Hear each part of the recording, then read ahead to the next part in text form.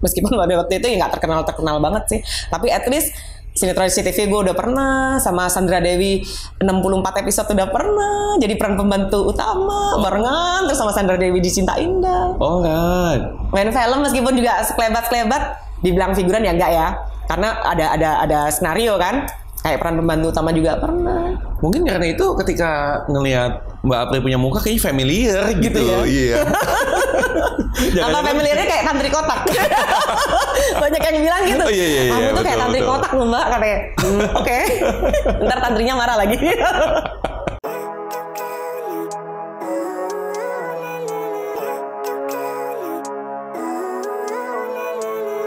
Living life every day, late at night, not okay. All I want, and I pray, all I need are some better days. Halo guys, hari ini saya didampingi oleh salah satu pengusaha yang saya sebut The Real Wonder Woman, Mbak Aprilia Delestari. Halo Coach. Halo guys. Hai guys. Kayak gitu yang orang tahu ya. Aktif banget langsung ya. So Mbak April adalah direktur operasional dari Akas Green. Bener-bener Wonder Woman deh, apa juga bisa dikerjain dari drag race sampai nyetir bus sendiri ya. Sampai nyetir bus sendiri. Keren banget. Akas Green itu apa sih kalau boleh sharing sedikit? Oke, tapi ini disclaimer dulu nih. Jadi sebenarnya saya udah 1 tahun tidak aktif di Akas Green. Oh seriously? Yes. Oke. Surprise. Surprise ya. Jadi sekarang saya sibuk dengan hal lain yang notabene juga insya Allah ya kalau dilancarkan masih di bisnis transportasi. Jadi kalau Akas Green ini sendiri sebenarnya adalah perusahaan otobus. Oke. Ya udah PT ya, PT Hartria Akas Green Sejahtera. Nah, udah PT sekarang. Udah PT semua. Kan dulu PO ya, sekarang udah PT. Terus Akas Green sendiri ini trayeknya ada trayek AKDP, itu antar kota dalam provinsi, dan pariwisata. Gitu. Oke. Jadi nanti saya mungkin menjelaskan tentang Akas Green nggak terlalu banyak. Mungkin untuk yang pas waktu saya masih bekerja saat itu, karena saat ini sudah diurus sendiri dengan adik saya, Bu Tria, yang notabene owner dari Akas Green. Bersama suaminya. Alright. Itu ceritanya. Jadi sekarang sibuk apaan nih? Oh banyak. Wonder Woman kita. Banyak sekali. Ya contohnya ini lagi persiapan masih sama di dunia transportasi tapi masih belum bisa dibocorin. Dibocorin nanti kalau udah siap semua, karena kita kan masih ngejar untuk Nataru juga kan ini, jadi harus prepare padat banget. Dan alhamdulillah puji Tuhan juga pandemik udah mulai oke ya, meskipun sekarang ujiannya ada banjir dan segala macam karena mempengaruhi juga transportasi darat. Saya dan teman-teman juga ada beberapa yang memang November ini harus udah siap semua untuk transportasi. Tapi ketika udah jadi, saya bakal disupirin bus nggak nih? Ayo. Berarti mau ke Jawa Timur? Berarti masih ada urusan dengan transportasi nih. Masih ada dan urusannya masih dengan bis. Gitu. Berarti masih ada kesempatan disupirin sama pengemudi bus cantik. Wah, terima kasih. Kapan lagi kan? Iya. Mbak April, yang saya bingung kalau bicara tentang cerita dari Mbak April sendiri kan kayaknya seru banget. Dulu katanya sih sempet jadi model, sempet jadi interior designer, kemudian bisa jadi direktur operasional dari sebuah PO Bus yang besar banget. Sekarang mau melakukan hal lagi yang berbeda nih. Begitu fleksibelnya, apa sih yang bisa buat Mbak April jadi begitu fleksibel? Yang bisa jadi begitu fleksibel karena tuntutan hidup. Tuntutan hidup, kayaknya happy aja tuntutan hidup. Ya kalau di depan publik kan orang nggak perlu tahu kita lagi ada masalah atau apa, belum tentu juga mereka bisa nolong kan. Jadi prinsip saya ini adalah gimana sebanyak mungkin atau sebaik mungkin kita mempresentasikan diri di depan orang itu selalu yang terbaik. Contoh, kalau kita lagi emosi, ini kalau bisa kan ditekan. Jangan sampai orang itu bisa membaca emosi kita. Karena kalau orang udah bisa membaca emosi kita itu gampang banget untuk kita, ya I don't know, bisa lebih dilambungkan tinggi atau akan dijatuhkan. Oke, jadi pelajarannya Wonder Woman juga ada masalah ya? Oh ada. Wonder Woman malah banyak masalah. Begitu. Sampai di titik dimana pencapaian saat ini aku bisa duduk dan ngobrol sama Coach Yudi itu nggak gampang. Ceritain dong. Waduh. Karena nggak kelihatan ada masalah nih. Oh gitu ya? Iya, happy aja. Apalagi kalau kita lihat dari sosmed, happy banget, bisnis going well, semuanya sepertinya dari A sampai Z flawless, wonderful. Wow, thank you. Ya makasih kalau teman-teman atau Coach Yudi juga melihat bahwasannya aku bisa mempresentasikan diriku di depan media atau sosial media dengan baik. Itu udah merupakan apa ya, nilai plus lah ya kalau untuk aku. Tapi sebenarnya naik turunnya proses hidup saya itu lumayan drastis. Jadi saya juga pernah bener-bener di bawah banget. Yang menurut saya ya, itu bener-bener di bawah banget. Dan saya juga pernah di posisi yang orang itu kalau ngeliat, wah menjangkau April ini susah. Itu udah pernah saya rasakan semua. Jadi pernah memang di bawah banget? Oh pernah. Saya keluar dari rumah itu umur kurang lebih 19 tahun, 18 setengah. Dengan kehidupan sebelumnya yang super ada. Terus ya namanya anak lulus SMA, terus mulai ada pemberontakan. Dan tadi saya bilang kenapa adik saya sebagai owner, itu karena saya juga waktu almarhum bapak tengok, yang notabene bapaknya Butria, ya bapak saya juga ya karena dari kecil ini, karena menikah dengan mama itu udah membawa anak putri, 2 putri saya sama kakak saya. Nah di situ kan saya baru tahu bahwa kebenaran itu sebelum almarhum bapak meninggal. Jadi benar-benar di saat gejolak SMA itu pas anak lagi wah happeningnya gitu baru tahu kan ya. Saya nggak bilang ada rasa broken home, enggak. Cuman kayak gini loh, ada tuntutan-tuntutan tersendiri pada masa umur segitu ya, kayak 17-16 itu kan labilnya anak ya. Kaget banget. Kaget. Itu di situ saya memutuskan untuk akhirnya kenakalan saya itu lebih ke gaya kayak tomboy. Jatuhnya tomboy. Pengen kabur dari rumah, terus tapi saya punya tanggung jawab di situ. Oke, saya selesaikan dulu masa SMA saya. Terus saya udah cukup umur untuk memutuskan apa yang saya mau tanpa menyakiti banyak pihak gitu. Meskipun pada saat itu yakin banget bahwa mama terutama ya jengkel mungkin atau sedih, itu campur aduk gitu. Dan saya putuskan untuk keluar dari rumah, akhirnya ke Jakarta. Disitulah benar-benar proses hidup itu terjadi. Jadi dari kecil sampai 18 tahun itu hidup di sangkar emas lah ya. Semua tersedia. Iya, tersedia. Ada. Kemudian apa yang bisa membuat Mbak April memutuskan untuk keluar? Dan berani gitu untuk keluar. Itu tadi nggak tahu ya, pokoknya gini. Saya ya kalau dibilang gimana sih anak umur segitu itu dengan tahu kenyataan yang ada sebenarnya, yang tadi aku mikir pokoknya enak deh semua gitu. Terus tahu hal yang realnya ternyata seperti ini, ya ada rasa berontak aja. Nggak ada pikiran jadi nggak yang, mikir tuh, ngerti nggak sih, nggak mikir yang aduh gue nanti di Jakarta bakalan kayak gini nggak ada, jalan aja. Kalau ditanyain flashback gitu apa ya, iya kalau dipikir gila juga ya gue dulu ya, berani aja gitu lulus SMA gue langsung jalan gitu sendiri nggak ada temen di Jakarta. Pertama janjian sama teman, akhirnya aku ditinggal nggak tahu, jadi landing di Jakarta di Cengkareng itu dia nggak bisa ditelepon.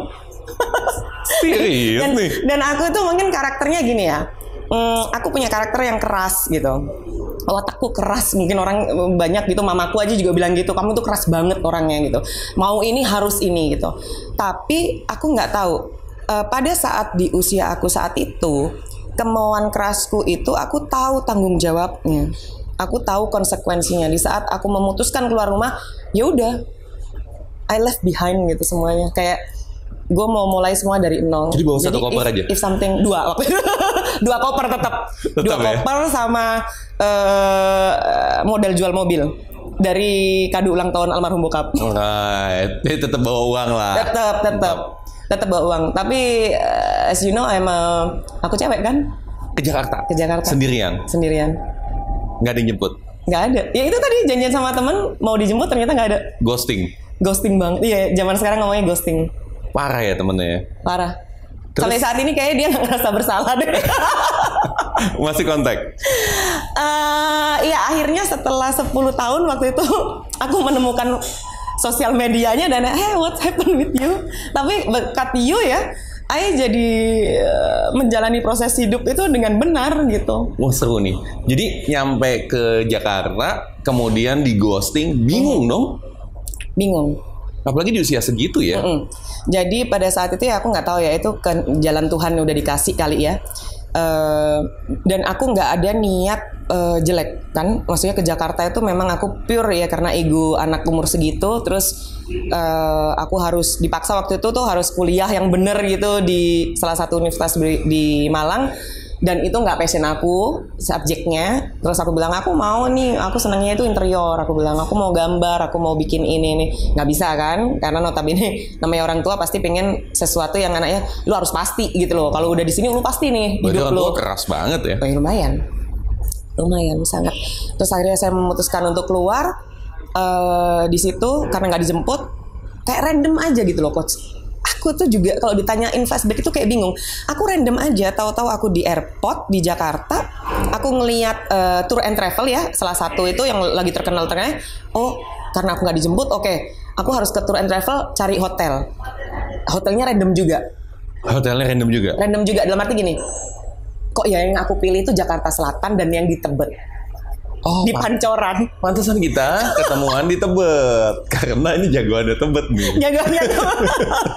Jadi itu ya awal mula gitu. Dimana aku sampai ke hotel itu ya, aku singkat cerita, aku sampai di hotel itu, aku cuma diam dan nangis selama 2 minggu. Tapi adik aku waktu itu telepon kan, are you okay gitu, kayak yang kamu udah aman nggak sama teman kamu gitu. Oh aman aku bilang aman, I'm fine, I'm good, aku udah dapat kos-kosan ini, aku masih di hotel, nggak ngerti mau ngapain. Jadi aku kayak yang nangis gitu tapi nahan. Oh itu masa itu sedih banget. 2 minggu aku tanpa tujuan dan aku cuman stay di hotel itu. Terus tahu zaman buku kuning Gilopet ya.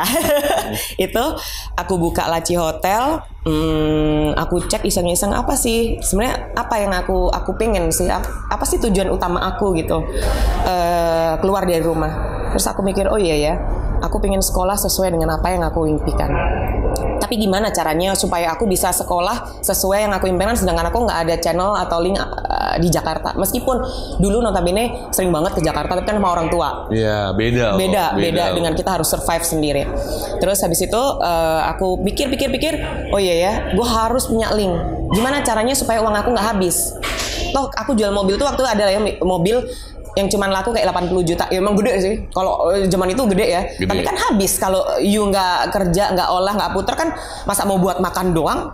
Betul. Hotel aja aku udah berapa? Zaman di Pancoran itu Bidakara ya adalah. Itu aku masih beli itu 250.000. Itu udah mahal buat aku. Dari kampung dengan hotel 250.000 tahun itu. Ya kalau dipikir-pikir setahun habis. Nggak sampai setahun kamu akan habis gitu. Kalau cuman buat hidup aja. Dan hanya ijazah SMA kan? Yes. Wanita sendirian, nggak ada teman, nggak ada koneksi. Yep. Terus gimana?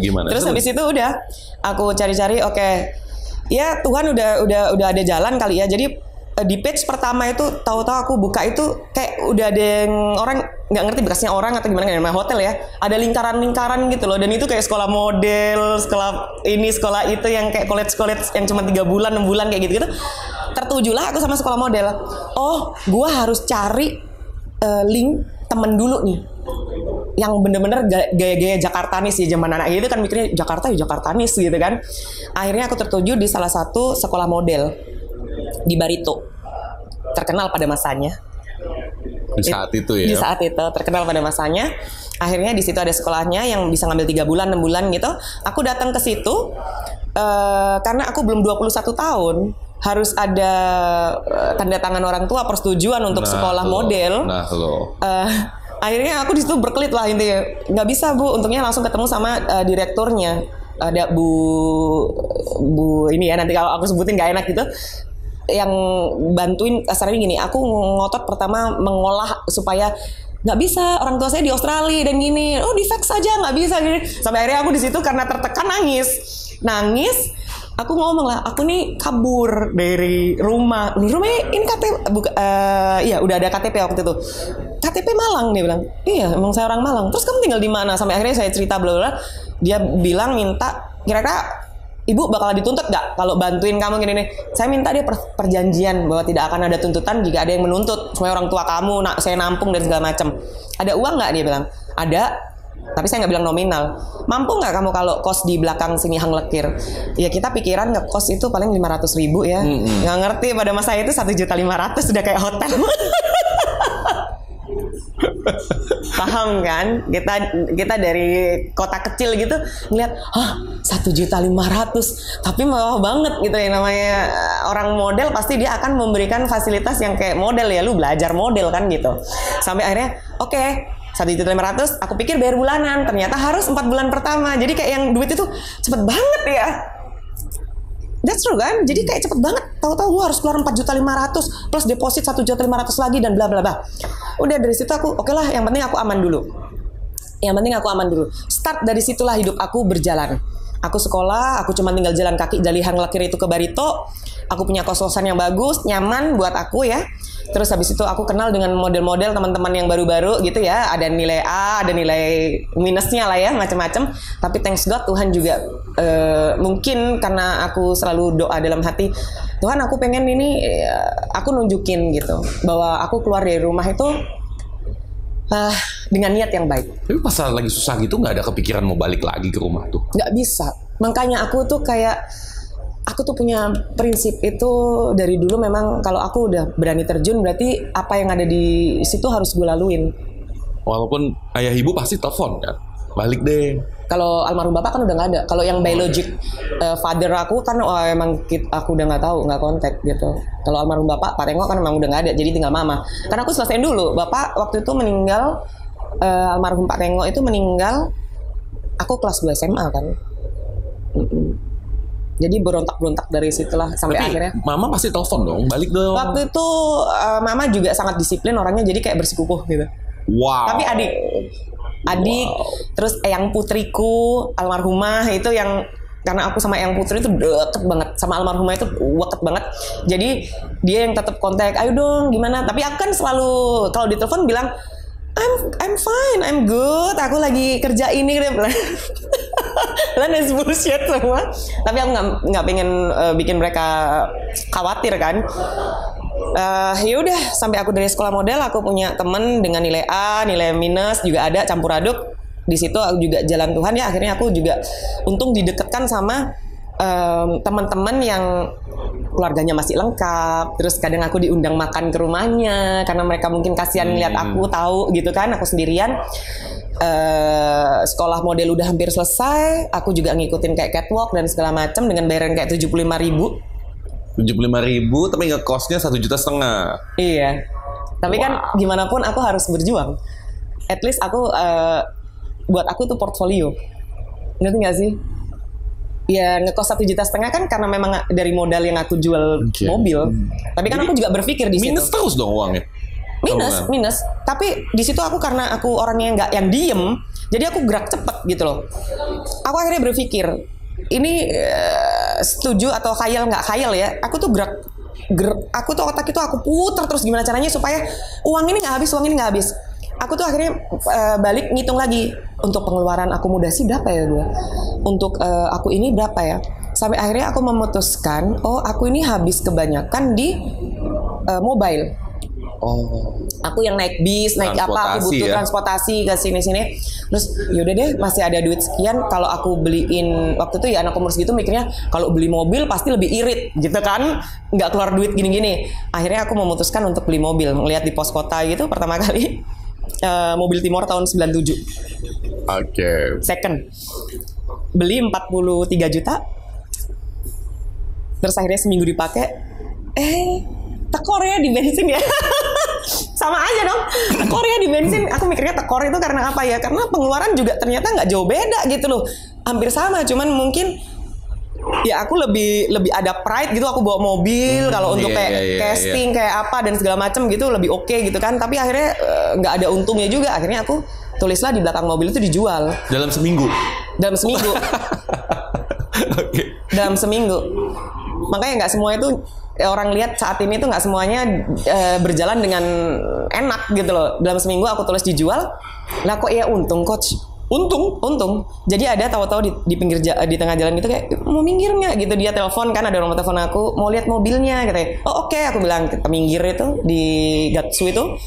Udah aku minggir, ditawar, terus mereka ini make beneran ya, ada bohong-bohongnya ya, maaf ya. Aku bilang iya saya pemakai, terus kok namanya beda, ini kakak saya. Terus zaman dulu kan kalau kita mau pinjem KTP masih oke kan, untuk jual beli mobil kan masih oke. Jadi aku pinjem lah ke ownernya yang pertama itu, ini saya butuh uang harus saya jual lagi tapi butuh balik nama, jadi saya butuh KTP, masih dipinjemin. Akhirnya kejual, beli 43, untung pakai, jualnya 55. Wah, lumayan banget tuh. Dalam seminggu ya? Dalam seminggu. Wow. Aku akhirnya untung ya, gitu. Otak dagang keluar lah itu kan. Otak dagang keluar. Oh, gue cari mobil lagi deh, iseng-iseng. Yang harganya di bawah 55. Dapatlah Mitsubishi. Harga 50, aku jual lagi 60. Seminggu pakai seminggu. Sampai akhirnya ada pedagang di daerah Kalimalang gitu yang aware gitu, ini kayak pedagang nih, karena aku waktu ke situ terus dia bilang, mau nggak ini kamu pedagang? Enggak, saya nggak pedagang. Aku bilang gitu, saya nggak pedagang. Ini mobil yang kamu kemarin beli kamu jual lagi lebih tinggi dan bla bla gitu, mau nggak bantuin saya, dia bilang. Orang mungkin kalau kamu yang jual akan lebih percaya gitu, kamu pakai lah buat syuting kayak buat apa terserah, tapi kamu tulisin di situ. Dari situ tanpa modal saya bantuin, untung bagi 2. Wah, keren. Dari situ gonta-ganti mobil lagi ya? Gonta-ganti mobil. Dari situ saya mulai dan balik lagi ke sekolah model, udah hampir selesai. Akhirnya saya diajak sama teman saya untuk mau nggak sekolah lagi, sekolah apa, presenter. Oh, aku mau banget. Aku bilang. Aku sekolah, tapi biayanya sekian, cuma 4 bulan katanya. Oh nggak apa-apa, karena saya tahu yang ngajar di presenter itu adalah yang di Rasuna perfilman. Itu adalah saya akan ketemu dengan orang-orang yang selama ini saya lihat cuma di TV. Ada Charles Bonar Sirait, tahu banget. Ada Mas Eko Patrio, Gugun Gondrong, banyak orang-orang bonafit di situ. Dan itu di mana saya mulai menginjak yang namanya entertainment.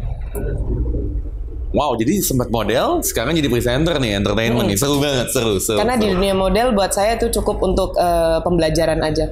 Karena pada waktu itu ya, saya nggak bilang semua model minus, cuman pada waktu itu mungkin ya bukan keberuntungan saya, jadi saya mikir, gila, gue masih punya pride nih, nggak gini-gini amat gitu cari duit, gue nggak mau yang gini-gini, karena pernah juga sampai diajak yang karaoke. Zaman dulu kan aku nggak ngerti karaoke itu di Jakarta, aku pikir ya nyanyi gitu, karena ditawarin pada saat kita butuh uang. Terus ada temen nih datang, lu mau nggak karaoke? Udah 2 jam dapat 3 juta. Gila, aku pikir karaoke doang gitu. Dan aku hobi nyanyi. Ya udah aku mau, aku bilang. Ternyata karaoke gitu. Ada kutip ya. Dan akhirnya kabur aku itu, dapat uang 3 juta enggak? Gue kabur. Nggak berani ya, karena memang bukan jiwa aku gitu loh. Karena aku nggak terdidik dari hal-hal yang seperti itu. Kenapa kalau orang bilang munafik lo? Enggak. Gue senakal-nakalnya gue punya pondasi agama yang kuat. Itu yang aku pegang teguh. Membantu ya. Penting makanya orang tua butuh ini, aku sharing ya, bukan mendahului orang tua. Pasti orang tua di sana punya cara didik sendiri. Tapi satu, agama, takut akan Tuhan itu harus ditanamkan dari kecil. Jadi if something happen suatu saat mereka mau melenceng itu masih balik. Jadi nilainya tuh mesti benar-benar kencang tuh ya. Kencang.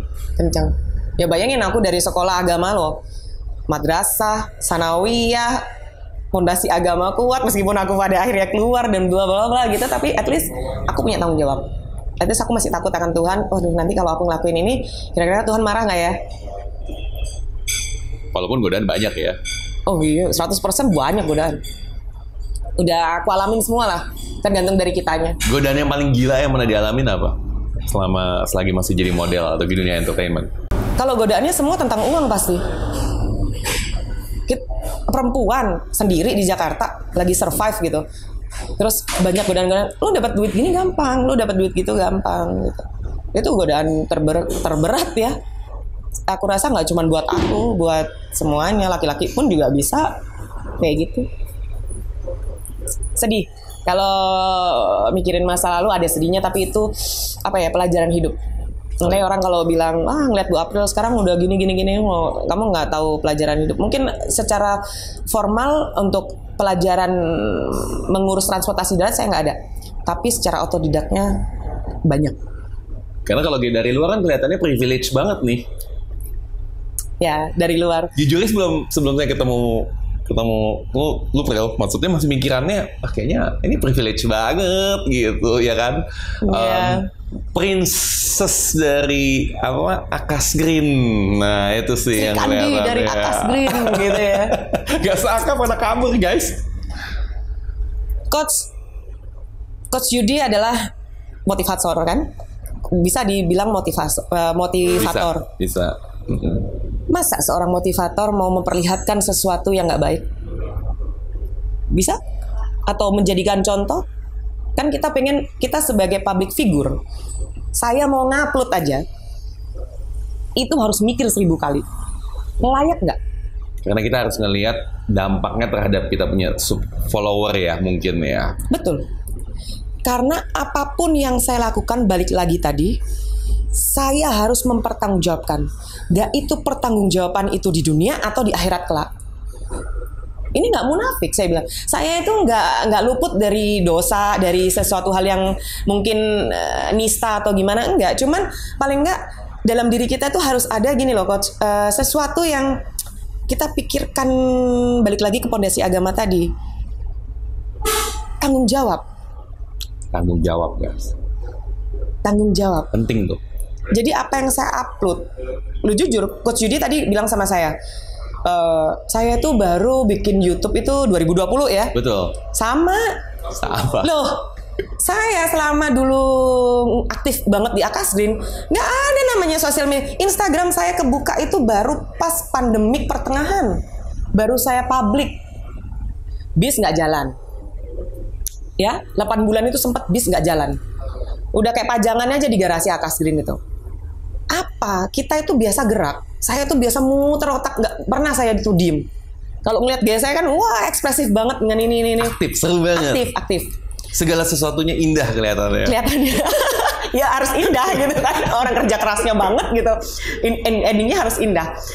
Jadi pada saat itu terfikirkan, ada teman owner, salah satunya Mas Rian Mahendra ngomong, lu bikin aja YouTube gitu kan, lo di dunia transportasi jarang lo perempuan pelaku bisnis. Kalau YouTuber mungkin ya nge-YouTube untuk bis dan selama ada beberapa dan banyak yang udah terkenal gitu. Tapi pelaku bisnis di transportasi yang mau sharing cewek siapa? Lu tahu nih urusan ini, paling nggak urusan mesin, lu tahu laka atau sebagainya, belum ada yang benar-benar aktif.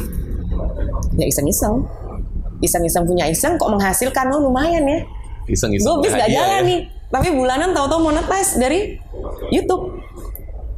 Gaji pertama YouTubeku nyampe 18 juta. Belum tahu ini aku, belum tahu apa-apa maksudnya. Jadi dalam kesulitan pasti ada kesempatan sih guys. Asal mau berusaha. Dan mikir. Berusaha. Oke. Ini random banget. Ini jadi random. Random banget semuanya. Random banget nih. Jadi dari sejak modeling kemudian belajar jadi presenter. Gimana tuh? Ya karena masih di benang merah yang sama ya kurang lebih ya. Karena model kan kita juga belajar etika, belajar juga selain catwalk doang atau ngurusin badan dengan segala macam, kita cara bicara dengan orang, mempresentasikan diri, itu masih ada benang merah sama dengan presenter. Cuman di sekolah presenter saat itu saya lebih bisa menggali hobi. Aku suka ngomong, sampai akhirnya tersalurkan, lebih terarah. Masih tetap jual beli mobil? Oh tetap. Karena itu yang utama, itu yang untungnya gede gitu. Oke. Tetap ada jual beli mobil. Jadi nggak mudah memang. Dan terus sekolah saya bayar, masa harus dari uang yang tadi saya bawa, kan lama-lama habis, nggak bisa. Kalau dibilang untung lu masih bisa jual mobil, ini nggak ada untung, nggak ada rugi. Sebenarnya kalau untuk urusan kamu mau berusaha atau enggak, itu aja. Meskipun saya bawa sampai 80 juta saat itu ke Jakarta, kalau saya nggak punya kemauan, habis, nggak ada niat, habis loh Jakarta 80 juta men. Nggak ada apa-apanya mungkin. Tahun berapa tuh? Berarti 2003. 80 juta. Ya, dibilang gede ya? Enggak ya? Iya, tapi untuk anak seumur saya sih gede ya. Gede, Cuman iya. di saat itu saya baru sadar bahwasanya oh ya bayar kos 1.500.000, bayar sekolah model 8 juta, bayar presenter 6 juta gitu kan, kayak yang habis ya gitu. Jadi gue harus berusaha nih gimana caranya biar meskipun tadi coach bilang 75.000 loh bayaran catwalk, tapi kos-kosan lo, tapi kan berawal dari situ, berawal dari 75.000 itu kita memupuk gimana caranya kita bisa mengolah apa sih kayak kelebihan kita, kemampuan kita. Nggak ada coach, kamu nggak punya pengalaman semuanya ya, langsung jebret kamu dapat gaji UMR gitu kan. Nah. Orang pasti akan mikir dong. Nah itu buat yang mau instan tuh. Susah. Susah. Jangan instan, karena sampai detik ini yang menurut aku ya, segala sesuatu yang instan itu nggak akan bertahan lama. Dan yang instan itu tidak mengajarkan kita gimana cara menikmati proses kita mencapai ke titik itu. Karena sukses atau enggaknya seseorang itu buat April pribadi, ya ini ritme naik tangganya ini. Kamu mampu nggak naik tangga 1 jatuh turun naik lagi? Prosesnya ya. Prosesnya. Jadi prosesnya. Kalau kita udah dapetin itu, ya udah. Mau apa lagi? Udah dapet kok. Dibilang sukses, ya nggak juga. Nggak juga ya. Tapi yang pasti berjuang kan kalau mau naik tangga ya. Oh iya. Harus berjuang. So setelah jadi presenter berapa lama? Ada yang menarik nggak saat jadi presenter itu? Oh banyak. Aku sempat kayak yang di sctv.com kayak kuliner, lebih ke kuliner. Right. Terus sebelum enak-enaknya nih ya, aku pernah MC di Cafe Taman Semanggi zaman dulu. Ada Cafe Taman Semanggi. Iya. Tahu nggak? Nggak ya? Tahu. Zaman dulu banget. Tahu. Jadi kafenya artis-artis gitu. Jadi aku dibayar kayak sama 100.000 dapat nasi kotak. Jadi aku makan kayak sehari sekali. Demi biar 100.000 itu aku Sehari sekali. Ya aku pagi itu nggak makan, nunggu, karena waktu itu aku dapat MC itu kayak sore sampai malam. Okay. Jadi aku bener-bener kayak puasa gitu, nunggu.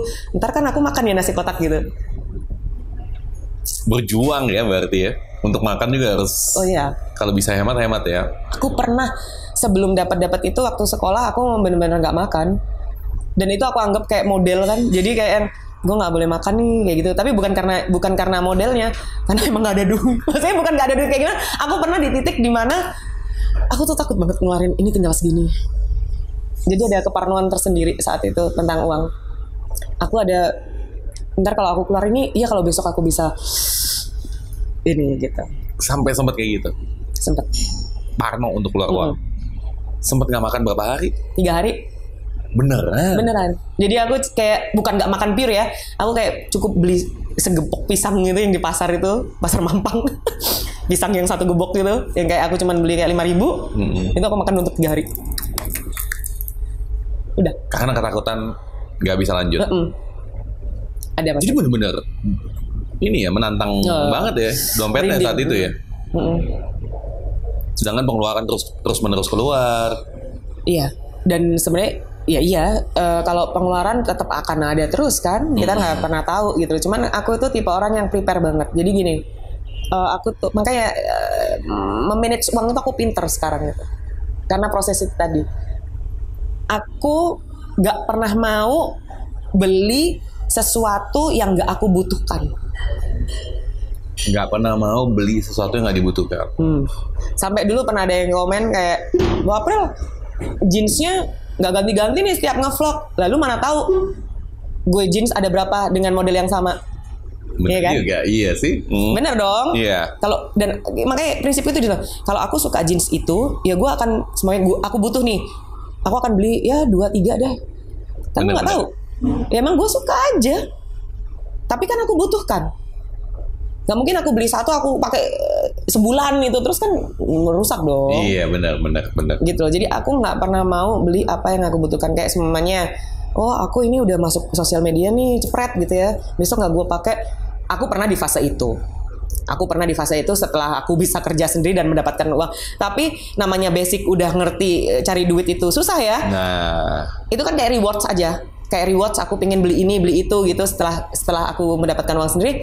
Tapi akhirnya balik lagi gitu di saat pandemik kemarin contohnya. Aku kayak ngira, oh iya gue udah pernah kok di fase yang kayak gini. Kenapa gue harus memusingkan gitu loh. Usaha aja terus apa yang bisa.